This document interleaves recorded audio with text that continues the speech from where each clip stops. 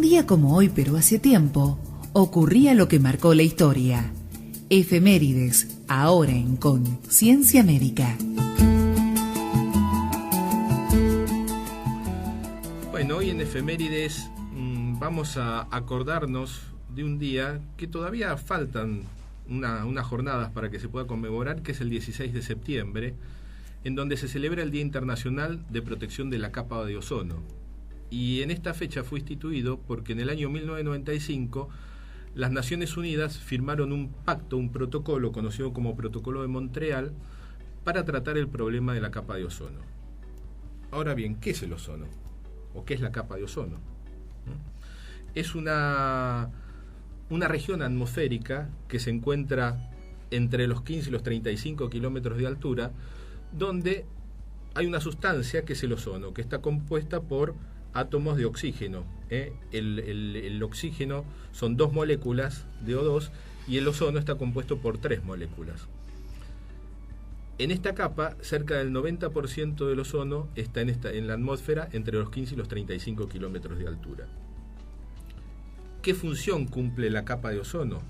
Protegernos fundamentalmente de las radiaciones ultravioletas.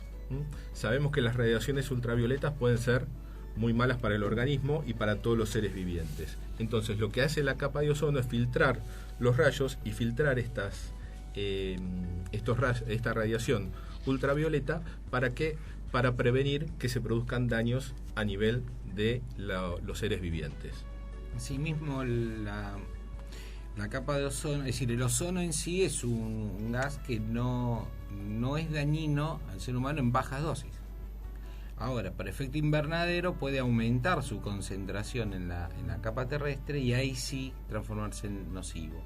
Igualmente, a partir de acá se empezaron a entablar políticas de reducción industrial, de generación de ozono, entre ellos el uso de los sprays, de los aerosoles, y terminó con generando lo que es un déficit en la cantidad de ozono en el planeta, en la atmósfera, y generando lo que es el famoso agujero de ozono, ¿no? Con lo cual, al revés de esa capa protectora que nos decía Norberto, ahora tenemos un filtrado, una falta de filtro, diríamos, esos rayos ultravioletas, que eso a su vez trae otras connotaciones que lo vamos a hablar enseguida.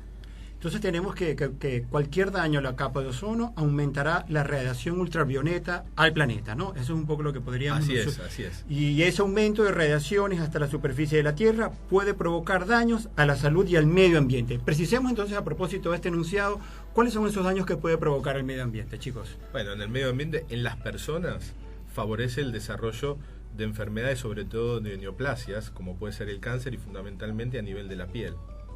Los cánceres de piel tienen una relación muy directa con la exposición a los rayos solares. Si sabemos que la capa de ozono disminuye, las radiaciones ultravioletas que llegan a las personas es mayor, con lo cual puede producir o puede predisponer a que esa persona sufra cáncer de piel. La otra connotación que tiene dentro de la salud de las personas, la disminución de la capa de ozono con el consiguiente aumento de las radiaciones ultravioletas, es la producción de problemas oculares. La formación de cataratas en las personas. Por eso, por estos dos motivos, primero, los dermatólogos aconsejan no tomar sol en los horarios pico, donde el sol está en el cenit, o sea, entre las 10 de la mañana y las 4 de la tarde. Y también se aconseja utilizar protectores solares cuando uno tiene zonas expuestas de la piel a la luz del sol. También utilizar protección ocular, lentes. ¿Para qué? Para que las radiaciones ultravioletas impacten lo menos posible a nivel del ojo para no provocar cataratas. Esto básicamente sería lo que se produce en los seres humanos, pero no nos tenemos que olvidar que dentro del planeta coexisten otras formas de vida, que no son los seres humanos solamente, sino el resto de las especies animales, las plantas, y no tenemos que dejar de pensar en todas las especies ictícolas y todos los peces y todas las sustancias que viven dentro de los océanos, el plancton.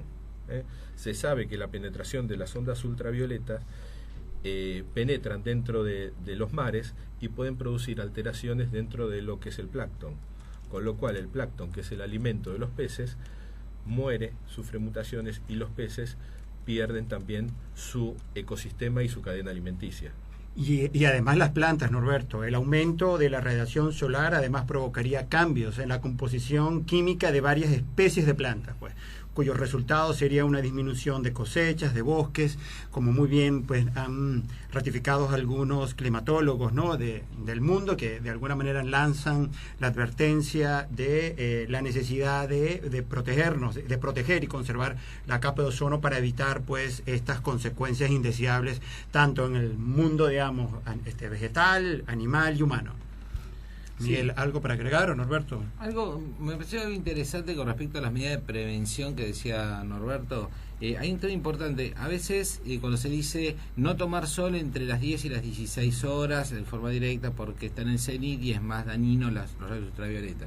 Mucha gente que hace entonces se pone dentro de la carpa. No disfruta entonces. Claro, entonces, yo me hicieron la carpa, entonces a mí no me pega el sol. Pero el problema no está en la energía lumínica del sol, sino en la energía radioactiva del sol. El efecto está igual, aunque se ponga dentro de la carpa. Entonces, cuidado porque a veces se confunde lo que es tomar sol por la energía lumínica, pero el daño no lo genera la luz, lo genera la radiación. Y la radiación está igual. Incluso esos días, dice, hoy está nublado, entonces hoy me voy tranquilo a la playa. Lo mismo, el rayo ultravioleta pasa igual. Es lo mismo que pasa con el principio de la energía solar. Las pantallas solares no trabajan por luz, trabajan por energía radioactiva. Entonces, cuidado, pues la radiación es la que enferma. Y esa radiación está igual. Haya nubes, esté dentro de la carpa o no. Así que, cuidado con las medidas que decía Norberto, de respetar esos horarios, usar protectores solares. Bueno, después lo vamos a hablar un poco más en profundidad cuando hablemos del tema. Pero, cuidado con ese detalle. Sí, lo que mencionamos, obviamente el 16 se conmemora un nuevo aniversario de la firma del Tratado del Protocolo de Montreal. ¿Pero qué fue el Protocolo de Montreal en definitiva? Fue un tratado internacional donde se reunieron los distintos países del mundo. ¿Para qué?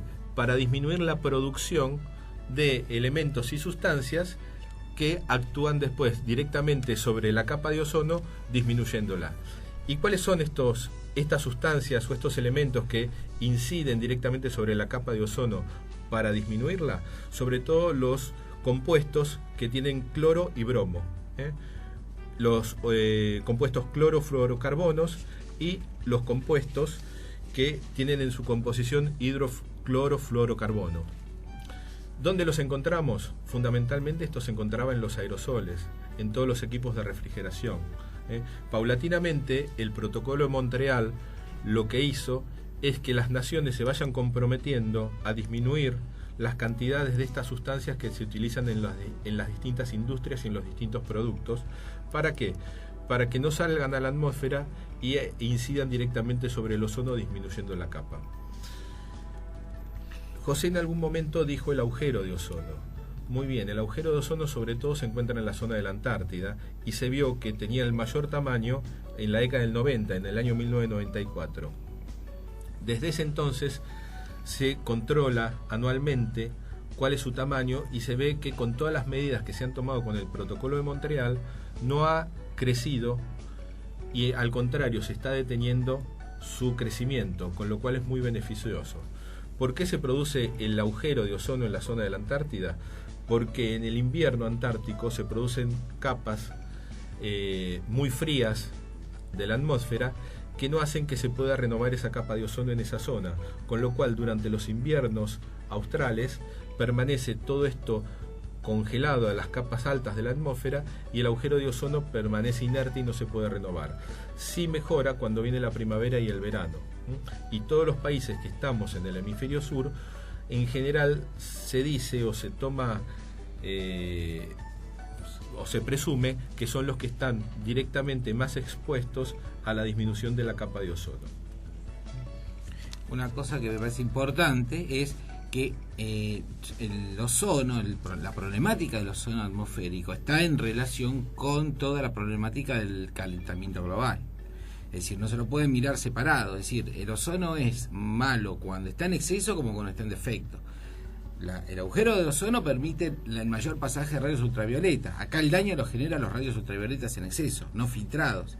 Pero si nosotros no modificamos el problema del cambio climático siempre y cuando veamos la parte humana de lo que la industria humana es lo que le compete a la actividad humana con respecto al calentamiento global, ese ozono, lejos de faltar, está en exceso. Y el ozono per se en exceso también es dañino. Entonces los dos extremos hay que tener cuidado, la falta y el exceso. Y el calentamiento global tiene mucho que ver en eso. Yo quisiera pues seguir poniendo el acento en cuanto a a los efectos que tiene esta situación y las repercusiones que tiene en la salud. Con el cáncer de piel, por ejemplo, en la prevención, que ya lo decía Norberto, yo quisiera como realmente repasar eso. Ayúdame en esto, Miguel, también. ¿Cómo prevenir el cáncer de piel? Porque como bien decíamos, la principal causa del cáncer de piel es la sobreexposición a la luz solar, señores. Esa es realmente la importante de no rescatar en esto. Sí, la prevención básicamente consta en tomar estas medidas de no tomar sol, básicamente en esos horarios dispuestos, entre las 10 y las 16 horas. Pero ahí no termina todo, ¿no? Ahí no termina todo. Sino también pasa por el uso de protectores solares, por lo menos valor 15 para arriba, sobre todo en las pieles blancas, ¿no? Los blancos tienen más predisposición a generar este problema. El efecto no lo genera el ozono, lo genera los rayos ultravioletas, que en el caso del déficit de ozono es el que altera la piel y provoca esto. Estar atento a los lunares, conocerse los lunares, hacerse un mapeo de dónde tenemos los lunares y ver qué progresión de crecimiento tienen, si es que lo tienen, y enseguida consultar al dermatólogo. Rápidamente, no estar usando cremita, cosita rara, que la vecina, que esto... No, enseguida al dermatólogo, porque va a ser el que mejor va a validar la característica de ese lunar.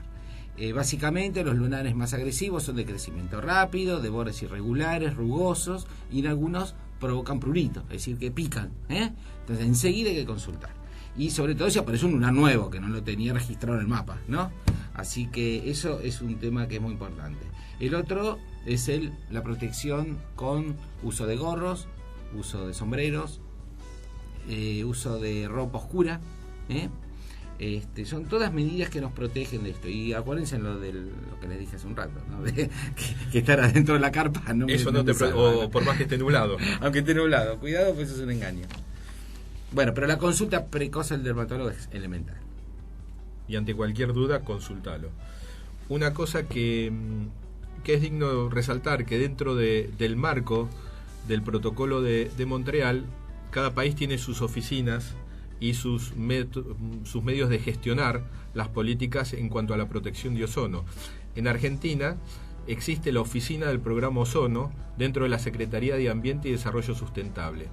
Y esta oficina tiene muchas funciones, entre ellas proponer los criterios a seguir para el otorgamiento de licencias para la producción, importación y exportación de sustancias que agoten la capa de ozono, sugerir los mecanismos para establecer cuánto se produce y cuánto se importa de estas sustancias, asistir a las secretarías de gobierno en cuanto a toda la normativa regulatoria para el uso de estas sustancias, coordinar con el INTI las actividades vinculadas a los programas sectoriales de refrigeración, espumas y solventes que tienen que ver con estas sustancias, organizar y coordinar las tareas de capacitación técnica, difusión de información y sensibilización del público sobre el tema ozono, y convocar y coordinar las reuniones del grupo consultivo, que son los expertos que manejan el tema para ver qué evolución presenta en la zona y en la región.